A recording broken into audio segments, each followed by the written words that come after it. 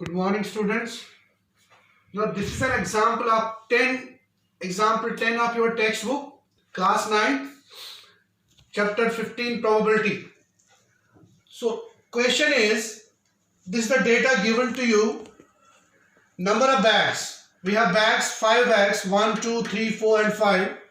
Number of seeds germinated. सो हमने germination के लिए रखे थे कुछ सीड्स. आफ्टर 20 डेज हमने रिकॉर्ड किया और काउंट किए कितने सीड्स जर्मिनेट हुए हैं. सो बैग 1 में 40 सीड्स जर्मिनेट हुए हैं, बैग 2 से 48, बैग 3 से 42, 4 से 39 और 5th वाले बैग से 41 सीड्स जर्मिनेट हुए हैं. Now this is the data, how many bags of seeds जो है जर्मिनेट. सो 5 बैग्स हमारे पास थे, हमने रिकॉर्ड किया, डेटा कलेक्ट किया कि कितने सीड्स जर्मिनेट हुए आफ्टर 20 डेज. तो इसी डेटा के से अब हमारे पास क्वेश्चन है, from the above data what is the probability of germination of, first part, more than 40 seeds in A bag. पहला पार्ट है मोर देन 40 सीड्स इन ए बैग.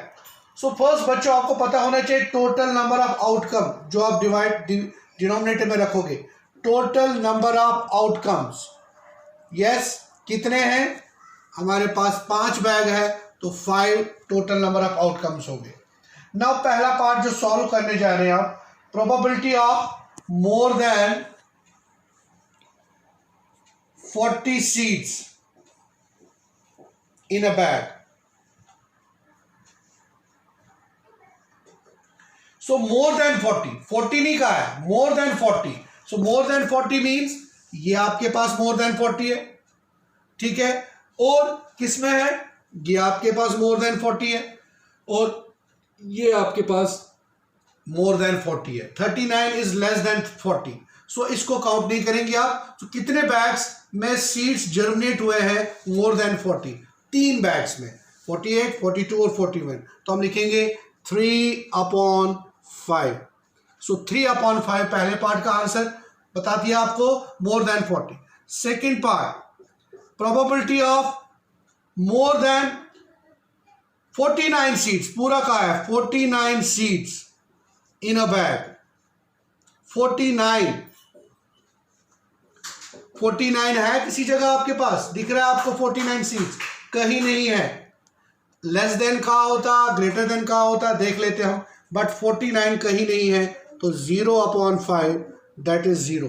तो अब 0/5 लिख सकते हो आप, ठीक है. नाउ द नेक्स्ट इज, अब तीसरा पार्ट जो करने जा रहे हो वो है मोर देन कितना, 35 है, 35 more than 35 seeds in a bag.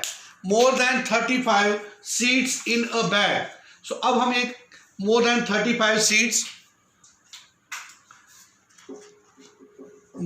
probability of more than 35 seeds in a bag. so बच्चों इसको तो पहले आप लिख लो, 0/5 0 होता है. so now more than 35 in seeds, more than 35 बच्चों कितने में है, ये भी 35 से ज्यादा होता है, ये भी 35 से ज्यादा, ये भी 35 से ज्यादा, ये भी तो ऑल आर ग्रेटर देन 35. सो कितने हैं ये, 5/5. सो 5/5 क्या होता है, 1. सो बच्चों एक चीज को यहां पर आप गौर से जरा देखो, अगर आप समझ आया होगा कुछ, स्टार्टिंग में हमने प्रोबेबिलिटी में पढ़ा था कि प्रोबेबिलिटीज जो है वो लाई करती है, प्रोबेबिलिटी ऑफ इवेंट हमेशा लाई करता है बिटवीन 0 and 1.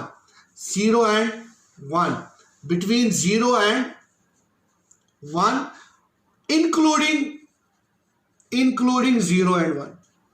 0 और 1 भी हो सकते हैं और 0 और 1 के बीच में हो सकता है. सो देखो यहां पर 0 आया और यहां पर 1 आया. सो दैट मीन्स प्रोबेबिलिटी 0 भी हो सकती है, प्रोबेबिलिटी 1 भी हो सकती है, और प्रोबेबिलिटी 0 और 1 के बीच में, जैसे यहां पर 0.6 आ गया, तो 0.6 0 और 1 के बीच में लाई करते हैं. तो तीनों चीजें क्लियर हो गई यहां से कि प्रोबेबिलिटी जो है हमेशा लाई करती है between 0 and 1, including 0 and 1. 0 means impossible event, 1 means certain or sure event, जो होगा ही होगा, जो नहीं होगा that is 0, और हमेशा 0 और 1 के बीच में लाई करती है. So this is what about this example says.